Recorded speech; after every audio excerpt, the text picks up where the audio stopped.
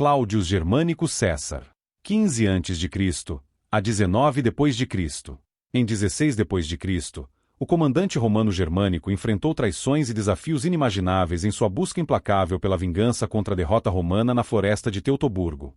Neste épico relato, exploramos sua incansável luta contra os ferozes germânicos e a trajetória sombria que levou a uma morte envolta em mistério. Acompanhamos as audaciosas incursões de Germânico na Germânia, suas vitórias avassaladoras sobre tribos locais, a ressurreição das águias perdidas e a genialidade estratégica que lhe permitiu derrotar o astuto Armínio. Contudo, mesmo com sua habilidade militar inquestionável, a inveja e as intrigas palacianas em Roma, especialmente com o imperador Tibério, lançaram sombra sobre sua trajetória. O vídeo revela também o impacto devastador da morte de Germânico, a fervorosa lealdade de seus soldados e as sombrias suspeitas de envenenamento, acompanhadas de uma reação popular que ecoou pelos corredores do poder.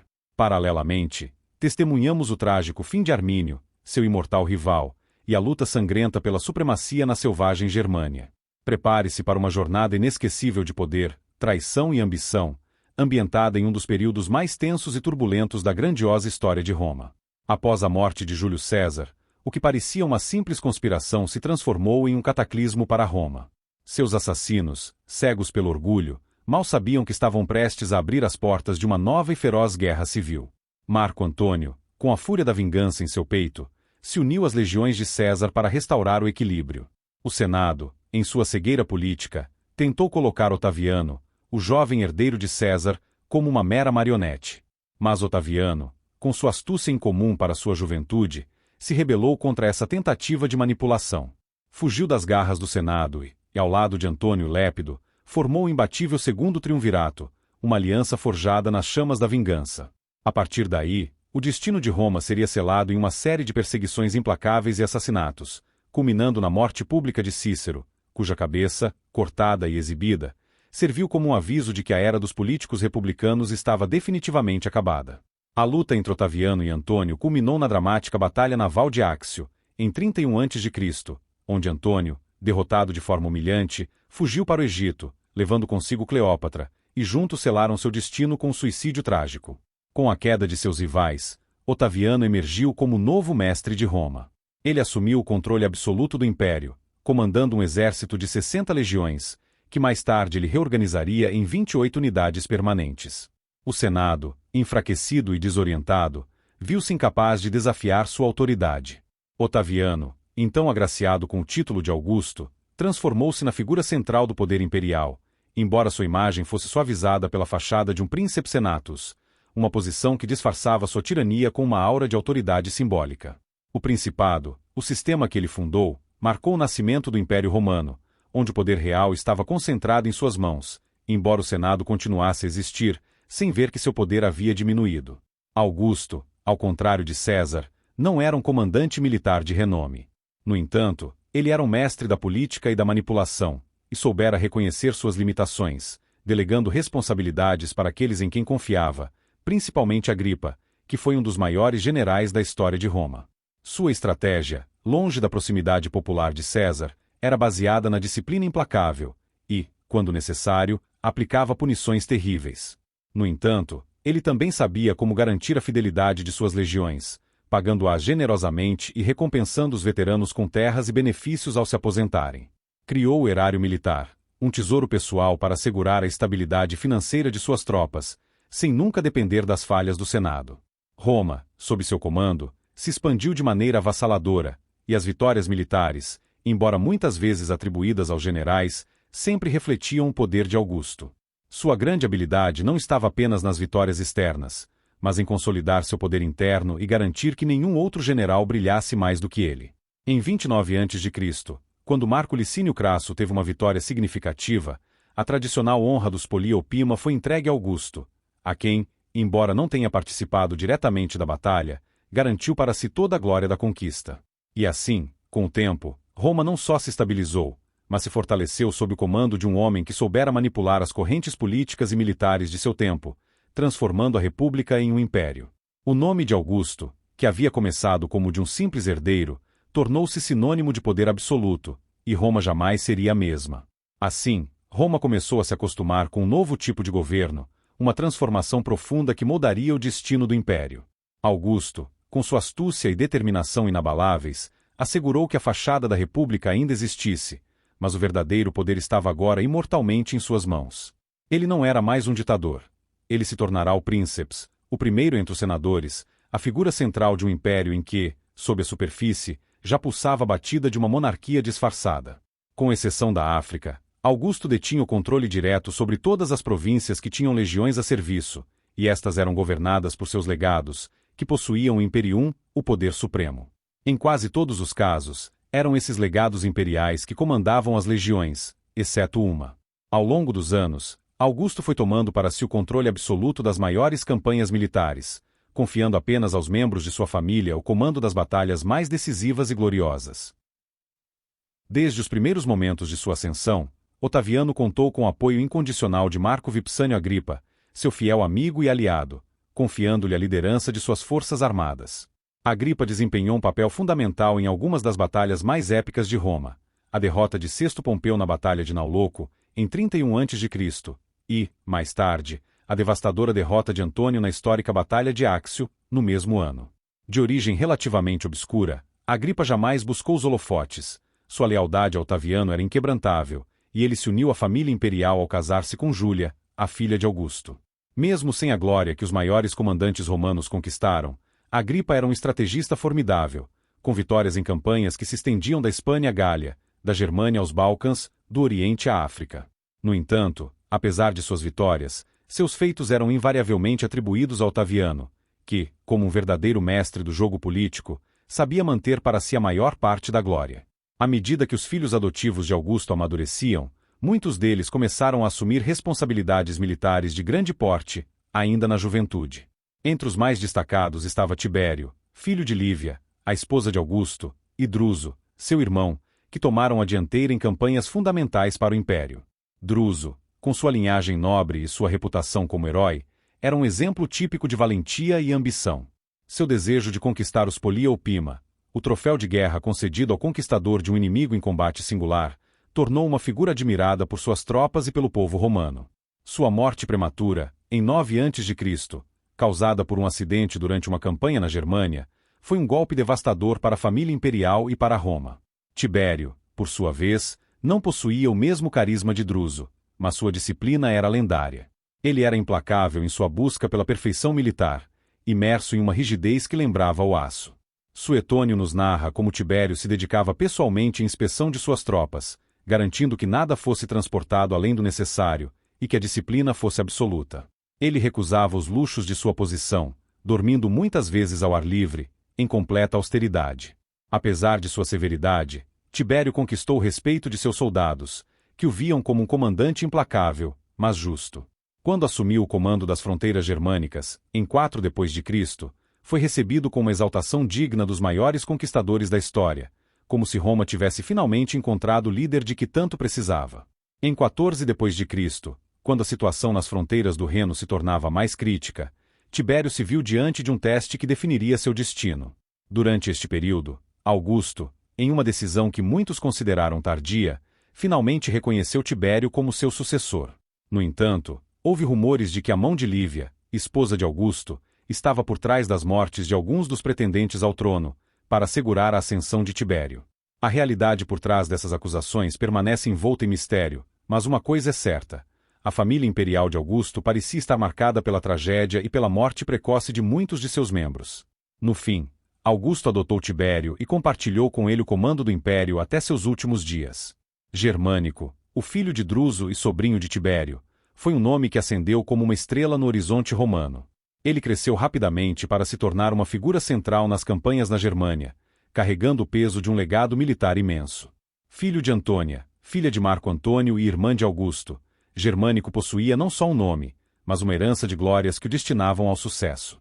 Suas campanhas nas terras germânicas, quando Roma tentava proteger suas fronteiras e assegurar a paz com as tribos locais, marcaram-no como um herói, imortalizando o nome de seu pai e elevando a grandeza que seu nome sugeria.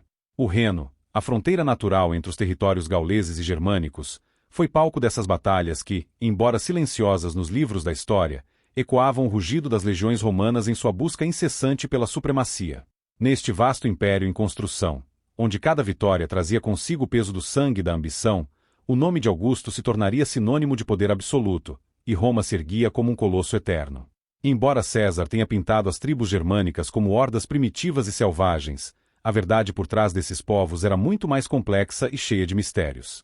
As fronteiras culturais entre germânicos e gauleses nunca foram claras, e a arqueologia moderna ainda busca desvelar as sutis distinções entre eles. Porém, as fontes literárias nos revelam que as tribos germânicas se viam como entidades independentes, e em sua maioria, não compartilhavam um senso de unidade entre si.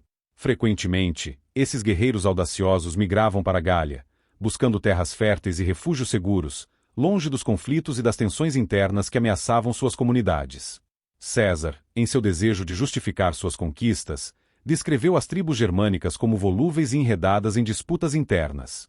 Porém, essa versão está longe de ser isenta de exageros. Ele provavelmente distorceu a realidade, apresentando os germânicos como pastores quase nômades, baseando-se em estereótipos da época que associavam as culturas não agrícolas a uma barbárie primitiva e descontrolada. A verdade, no entanto, é que a arqueologia revelou que as tribos germânicas já haviam estabelecido assentamentos sólidos, com uma organização muito mais refinada do que César sugeriu. Ele também retratou a Gália como um território instável, onde as tribos guerreiras gaulesas estavam constantemente em guerra entre si, o que tornava a região vulnerável a invasões germânicas. Quando César finalmente subjugou a Gália, acreditava-se que a resistência germânica fosse algo do passado. Mas essa ilusão logo se desfez. A tentativa de transformar a Gália em uma província romana não foi uma tarefa simples, e a resistência germânica, embora abalada, nunca desapareceu completamente. Nos anos seguintes, Roma continuou a enfrentar desafios, e a década de 20 a.C. foi marcada por campanhas implacáveis, sob a liderança de Agripa, que expandiu o domínio romano sobre as fronteiras germânicas. Porém, em 16 a.C., os germânicos desferiram um golpe devastador. Um exército romano foi emboscado e sofreu uma derrota catastrófica. Isso foi seguido por ataques às linhas comerciais romanas, exacerbando ainda mais as tensões entre os povos. Roma não se acovardou, mas intensificou suas campanhas punitivas, e grandes comandantes como Druso e Tibério tornaram-se os símbolos da luta contra a resistência germânica. Tibério, em particular, foi chamado para resolver a crescente rebelião nas fronteiras do Reno. Mas, quando a tragédia aconteceu, e a traição de Armínio, o príncipe querusco, resultou na destruição de 3 legiões romanas, a humilhação foi esmagadora. O desastre da floresta de Teutoburgo foi um golpe brutal para Roma, e o impacto psicológico foi devastador. Augusto, o imperador que havia transformado Roma, mostrou-se visivelmente abalado pela perda. O próprio comandante Varo, derrotado e incapaz de suportar a vergonha, se suicidou durante a batalha, e as legiões perdidas nunca mais foram mencionadas nos relatos romanos, como se nunca tivessem existido. O desastre, embora devastador, não marcou o fim da resistência romana. Tibério, sem hesitar, reorganizou as forças e reforçou a presença romana nas províncias germânicas. Com o apoio de Germânico, a reputação de Roma foi restaurada, e a confiança perdida foi recuperada. Germânico, com seu carisma e habilidade estratégica, não apenas derrotou as tribos germânicas, mas também reconquistou o orgulho romano. Ele se tornou uma lenda viva, um comandante admirado por suas virtudes de liderança, força física e um estilo calmo e cortês, que inspirava seus soldados. Germânico, seguindo os passos de seu pai, manteve a tradição de levar sua esposa, Agripina, e seus filhos para a província, reforçando o poder da aliança familiar no seio da dinastia imperial. Agripina, uma matrona romana exemplar, era o modelo de virtude promovido pela propaganda de Augusto, a mulher que representava o lar, o apoio incondicional ao marido e a formação da próxima geração de cidadãos romanos. Juntos, Germânico e Agripina tiveram 9 filhos, um número impressionante para a época. No entanto, apenas 6 sobreviveram à infância. O mais jovem, Caio, nascido em 12 d.C., foi apelidado pelos soldados de Calígula, ou Botinhas, devido ao uniforme de legionário em miniatura que ele usava, marcando o início de sua própria e infame trajetória na história de Roma. A morte de Augusto, em 14 d.C., abalou profundamente o império. Roma, que mal se lembrava de um tempo sem seu imperador, foi mergulhada em um vazio de liderança. Sem campanhas militares naquele verão, motins e descontentamentos se espalharam pelas legiões. Os soldados, insatisfeitos com as pesadas deduções em seus salários, reagiram com revoltas, inicialmente na Panonia e depois na região do Reno. As reformas de Augusto haviam transformado o exército romano em uma força profissional, e as novas exigências de serviço, incluindo um tempo de serviço de 20 anos, foram mal recebidas. Quando a crise de 6 e 9 d.C. forçou o alistamento compulsório, muitos cidadãos romanos se viram obrigados a servir, e a medida foi amplamente impopular. Em uma tentativa desesperada para suprir a escassez de voluntários, Augusto adotou medidas drásticas, incluindo a libertação de escravos para servirem nas legiões. Essa prática, reminiscente dos tempos mais sombrios da República, gerou tensões. Em 14 d.C., o maior motim estourou na Germânia Inferior, onde as 4 legiões sob o comando de Aulo Cecina se rebelaram. Os centuriões foram capturados e brutalmente punidos. Germânico, que estava na Gália supervisionando a cobrança de impostos, foi chamado para restaurar a ordem. Ao chegar ao acampamento rebelde, ele enfrentou os soldados com uma coragem inabalável. Em um gesto de dramática ousadia, desembainhou sua espada e ameaçou suicidar-se, se os soldados não voltassem à lealdade. A tensão foi palpável, e a situação só se agravou quando um soldado ofereceu sua própria espada para Germânico, para desafiar sua autoridade. Este momento, uma mistura de tragédia e heroísmo, capturou a essência da Roma imperial em sua época de ascensão e crise. No campo de batalha, como no fórum, cada gesto, cada palavra, se tornava uma batalha por honra, lealdade e o destino de Roma. E assim, o império continuava, marcado pela chama inextinguível de sua ambição e pela luta eterna pela supremacia. Após um período de tensões intensas e de um embate contra a indisciplina das legiões romanas, Germânico, com sua astúcia e comando implacável, começou a restaurar a ordem com uma maestria digna dos maiores generais de Roma. Para alterar o curso da revolta, ele tomou uma decisão estratégica que abalaria profundamente os amotinados. Enviou sua esposa, Agripina, e o jovem Calígula para um local seguro. Esse gesto de proteção comoveu os soldados, reacendendo a chama da lealdade e alterando o destino da rebelião. Aproveitando o momento de fraqueza, Germânico, com firmeza, convocou os líderes do motim, que foram executados de forma sumária e sem piedade, e puniu aqueles centuriões que haviam se corrompido com subornos. A ordem foi restabelecida, embora algumas concessões, como a redução temporária do tempo de serviço para 16 anos, tenham sido feitas para apaziguar os ânimos. Com o controle sobre a Germânia Inferior novamente em suas mãos, Germânico planejou um golpe punitivo que se tornaria uma lenda. Ele reuniu as legiões amotinadas em uma coluna feroz de cerca de 12.000 homens e cruzou o Reno com uma precisão tática inesperada, tomando uma rota desconhecida pelos marsos, surpreendendo-os completamente. Durante a noite, enquanto Germânico celebrava um festival em suas aldeias, Germânico e suas forças cercaram os assentamentos, e a resistência foi quase inexistente. O comandante romano dividiu suas forças em pequenos grupos, espalhando destruição em um raio de 80 quilômetros, sem misericórdia, sem prisioneiros, incendiando um templo sagrado e deixando um rastro de devastação. Após essa expedição, um verdadeiro inferno de destruição, a coluna romana retornou sem maiores obstáculos, mas a paz ainda estava longe. Logo, uma nova ameaça se ergueu no horizonte. As tribos vizinhas, os brúcteros, tubantes e os ípetes, uniram forças para tentar bloquear o caminho dos romanos de volta. Ciente do perigo, Germânico formou uma linha de defesa imbatível, organizando seu exército em uma formação de quadrado, com a bagagem no centro e as coortes de combate preparadas para responder a qualquer ataque. Quando os germânicos atacaram a retaguarda, Germânico liderou a Legio 21 Rapax em um contra-ataque devastador, esmagando seus inimigos e permitindo que os romanos completassem sua marcha sem maiores incidentes.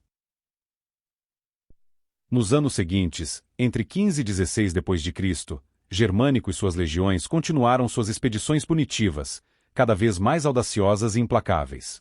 O principal objetivo agora era vingar a humilhante derrota de 9 d.C. e restaurar o terror nas tribos germânicas. Armínio, o líder dos queruscos, era o inimigo mais temido e inspirava outras tribos a se rebelarem contra Roma. A guerra na região se tornava cada vez mais caótica, com os romanos enfrentando múltiplos inimigos simultaneamente. No entanto, Roma não buscava apenas a vitória, mas a imposição de sua força inquestionável, um lembrete de que qualquer resistência seria esmagada com rapidez e fúria. A estratégia romana era clara: atacar com precisão mortal e força brutal, causar destruição em grande escala e retirar-se antes que os inimigos pudessem reagir. Cada golpe romano era uma lição cruel e implacável, uma demonstração de que a potência militar de Roma não poderia ser ignorada. Em 15 d.C., a campanha foi um exemplo de tática inesperada e eficiência absoluta. Germânico, com uma preparação impecável, reuniu forças de diversas legiões e utilizou tropas auxiliares para atacar os catos, devastando suas aldeias e deixando um rastro de fogo e cinzas. A verdadeira força dessa campanha, no entanto, estava na capacidade de Germânico de recuar rapidamente, mantendo sempre a pressão sobre seus inimigos, sem expor suas forças a riscos desnecessários. Roma, em sua brutalidade calculada, continuava a ser uma tempestade imbatível. Germânico também usou a diplomacia com astúcia, e quando Segestes, um líder dos queruscos cujos interesses estavam sendo ameaçados por Armínio, pediu proteção, o comandante romano viu uma oportunidade estratégica. Segestes, em sua mensagem, destacou sua lealdade a Roma, lembrando sua tentativa frustrada de avisar Varo sobre a traição de Armínio. Germânico, com olhos frios e calculistas, soube que a deserção de um líder tão importante poderia virar a maré da guerra. Quando Segestes chegou com seus homens, incluindo seu próprio filho, que havia combatido contra Roma e trazido consigo troféus da vitória de Armínio, Germânico não hesitou. Ele viu o valor de ganhar um aliado tão importante e com isso, Tibério, imperturbável, perdoou todos os exilados, oferecendo-lhes terras e pensões vitalícias. A traição de Segestes enfureceu Armínio, que perdeu não apenas sua esposa, mas também a confiança de seus próprios aliados. Em um frenesi de raiva, ele reuniu um vasto exército e, com o apoio de seu tio, Inguiomero, buscou desafiar Roma mais uma vez. Armínio se uniu aos guerreiros das tribos vizinhas, preparando-se para uma batalha decisiva. Quando Germânico soube dessa movimentação, ele atacou as tribos aliadas de Armínio com ferocidade implacável, devastando especialmente o território dos brúcteros. Durante essas ações, um estandarte sagrado da Legio XIX foi recuperado, e, ao se aproximar do local onde Varo fora derrotado, Germânico decidiu marchar até a floresta de Teutoburgo, onde os ossos dos seus soldados ainda guardavam um descanso eterno. O que ele encontrou ali foi uma visão de horror indescritível. O primeiro acampamento de Varo, abandonado e arrasado, e os restos humanos espalhados, como um testemunho sombrio da brutalidade do massacre. Crânios pregados em árvores e altares de sacrifício onde tribunos e centuriões haviam sido mortos, tudo isso estampava a derrota romana em um cenário de desolação. Germânico, com grande respeito pelos mortos, colocou o primeiro torrão de turfa sobre o túmulo coletivo, em um gesto de reverência que ecoou por toda a história de Roma. Depois, com raiva imortal, ele marchou em direção a Armínio. No início, os germânicos recuaram diante da marcha romana, mas, em uma emboscada astuta, os auxiliares romanos foram massacrados, e a infantaria auxiliar fugiu em pânico. A perseguição só foi interrompida quando o Germânico chegou com suas legiões e as levou para o combate, forçando Armínio a retirar-se, satisfeito com sua vitória. O inverno estava chegando, e Germânico, em uma decisão difícil, escolheu não arriscar uma batalha decisiva sem garantias de sucesso.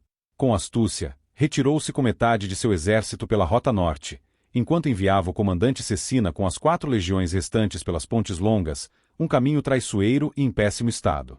Armínio, sempre astuto, antecipou os movimentos dos romanos e apressou-se em bloquear o caminho. A guerra, agora, estava longe de terminar, e Roma se preparava para outra jornada épica, onde a honra, a força e a ambição do império seriam testadas uma vez mais.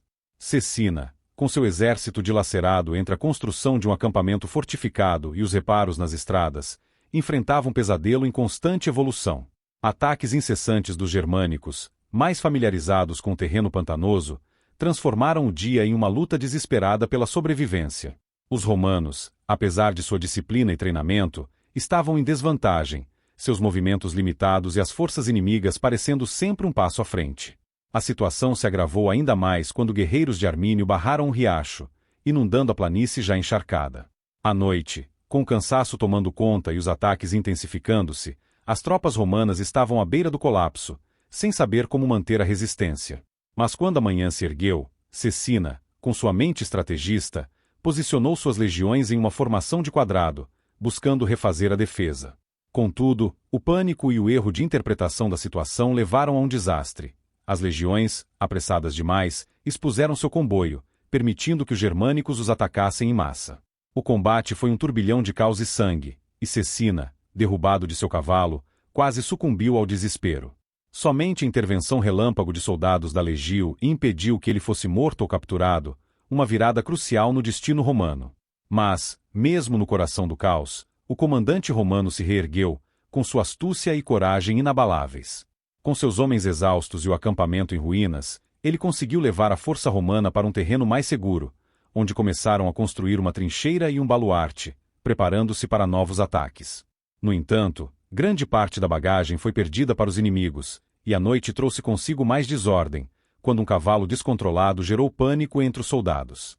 Mas Cecina, com uma frieza impressionante, acalmou seus homens e os ordenou a enfrentar a adversidade com disciplina. Quando parecia que a vitória germânica era inevitável, Cecina, com uma audácia feroz, preparou um contra-ataque inesperado. Em um movimento audaz e esmagador, as forças romanas surpreenderam os germânicos, virando a maré da batalha e conquistando a vitória de forma dramática e inesperada. A marcha de volta ao Reno, embora sem maiores incidentes, foi marcada por um pânico crescente nas guarnições de fronteira, alimentado pelos rumores de um desastre. Porém, a intervenção de Agripina, esposa de Germânico, foi um feito digno de heroísmo, evitando a destruição da ponte em Vetera. Ela se manteve firme, recebendo soldados que retornavam, agradecendo pessoalmente a cada um e cuidando dos feridos, demonstrando uma devoção incansável ao marido e ao império em tempos de crise, imortalizando seu nome entre os soldados. Enquanto isso, a jornada de volta da outra metade do exército, sob o comando de Germânico, transcorreu com menos incidentes, mas não sem desafios. A travessia da costa norte da Holanda foi marcada por uma maré excepcionalmente alta, que causou inundações devastadoras e resultou em perdas significativas. Embora Armínio não tenha alcançado uma vitória decisiva, ele conseguiu evitar uma derrota humilhante, o que só aumentou seu prestígio entre as tribos germânicas. Diante disso, Germânico, com seu espírito incansável, decidiu que no ano seguinte ele buscaria um confronto direto com Armínio. Para isso, planejou reunir todas as 8 legiões em uma única força esmagadora. Durante o inverno, os preparativos eram intensos. As províncias ocidentais do Império, especialmente Espanha e a Gália, enviaram grãos, montarias e animais de carga para apoiar o exército, apesar das dificuldades financeiras. A necessidade de um sucesso decisivo nunca foi tão clara, e Roma se preparava para um novo ciclo de batalha, com tudo em jogo. Com sua frota reforçada, Germânico decidiu utilizar o transporte aquático ao longo da costa do Mar do Norte, navegando pelas Ilhas Frísias até o interior do território inimigo. A construção de quase 1000 barcos foi encomendada, ampliando a capacidade da frota romana. Mas a guerra não era apenas militar, era também diplomática. O irmão de Segestes, Segimero, e seu filho desertaram para o lado romano, um movimento estratégico crucial. O próprio filho de Segestes, que já havia lutado contra Roma, foi acolhido por Germânico, que, com sua visão estratégica, sabia que os benefícios de ganhar desertores inimigos superavam as antigas rivalidades. Germânico, além das operações militares, também se dedicou ao moral de suas tropas, visitando os feridos, conversando com seus homens e celebrando seus feitos de coragem. Na primavera de 16 d.C., o exército romano se uniu à frota batava, marchando em território inimigo. Antes de lançar a campanha principal, Germânico enviou uma pequena coluna para atacar os catos. Ao mesmo tempo, foi informado de que um forte romano, perto do local da derrota de Varo, estava sendo atacado, o que o levou a levar 6 legiões para resolver a situação. Embora nenhuma das operações se transformasse em combate direto, Germânico encontrou o túmulo coletivo dos soldados de Varo, agora destruído, e o altar que seu pai havia erguido como símbolo do poder romano. Para muitos dos guerreiros germânicos, isso era uma humilhação profunda. Germânico, em um gesto simbólico de poder, decidiu restaurar o altar, mas optou por não reconstruir a colina funerária, deixando o monumento como um lembrete de que Roma não se dobraria. Após a marcha para reunir a frota, o exército romano navegou até o estuário do rio Enns. O desembarque, embora planejado, causou um pequeno atraso, pois as legiões precisaram construir uma ponte para atravessar o rio, permitindo que o exército de Armínio se reorganizasse. Quando uma revolta entre os angrivários chegou até Germânico, ele enviou uma coluna para devastar suas terras como punição. E, finalmente, quando os romanos avançaram, encontraram o exército inimigo reunido na margem oposta do rio. Tácito narra uma história dramática em que Armínio teria discutido com seu irmão Flavo, que permaneceu leal a Roma, nas margens opostas, um detalhe literário que adiciona uma camada de tragédia à guerra fratricida. Diante de uma possível batalha no rio, Germânico optou por uma estratégia ousada, enviando uma força de cavalaria auxiliar para atravessar o val, acompanhados pelo líder batavo Chariovalda. A operação parecia promissora, mas uma emboscada armada pelos queruscos quase destruiu a cavalaria romana. Chariovalda, com coragem, liderou o ataque para romper o cerco, mas foi morto durante a ação. Seus homens foram salvos pela cavalaria romana que chegou a tempo para resgatar os sobreviventes. Nos dias seguintes, o O exército romano atravessou Vézer, e as notícias de que Armínio se retirara para uma posição estratégica começaram a surgir. Quando um desertor revelou que Armínio planejava um ataque noturno ao acampamento romano, as legiões estavam em alerta máximo. Naquela noite, Germânico, disfarçado com um capô de pele de animal, circulou pelas tropas, ouvindo suas conversas e se sentindo encorajado pela lealdade inabalável que seus homens depositavam nele. Durante essa visita, um guerreiro germânico se aproximou e ofereceu uma proposta tentadora de deserção, mas os soldados romanos, com entusiasmo renovado, responderam com confiança, acreditando que a vitória estava ao alcance. Na manhã seguinte, Germânico fez um discurso poderoso, destacando as fraquezas dos germânicos nas florestas e cerrados, onde a formação romana e seu equipamento superior lhes dariam a vantagem. Quando as legiões romanas avançaram, Germânico alegou ter visto 8 águias voando em direção às suas tropas, um augúrio que ele interpretou como um presságio de vitória. O destino de Roma e das tribos germânicas estava prestes a ser decidido, e a batalha pela supremacia tomaria proporções épicas. A batalha que se seguiu, embora envolta em mistério, reverbera nas crônicas de Tácito.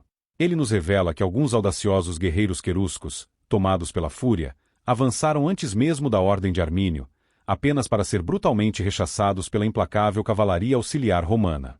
A infantaria romana, incansável, avançou com uma força avassaladora, desmantelando os ataques germânicos.